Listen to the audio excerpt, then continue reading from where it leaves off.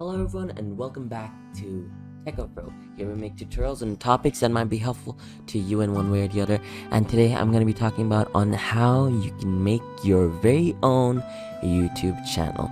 So first and foremost, you want to head over to YouTube. Now once you're inside YouTube, you want to sign in with your Gmail account. As you can see, I'm signing in with my Gmail account over here. Once you're signed in with your Gmail account, click on your name right over here, and right below you can see create a channel.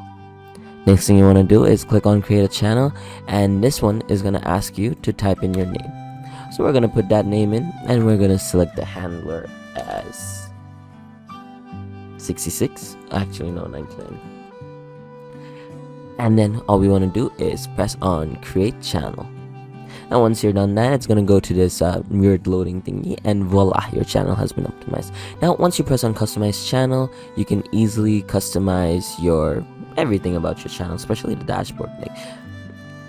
You can put a picture, obviously, your channel picture, and customization. There's so many things you can do, honestly.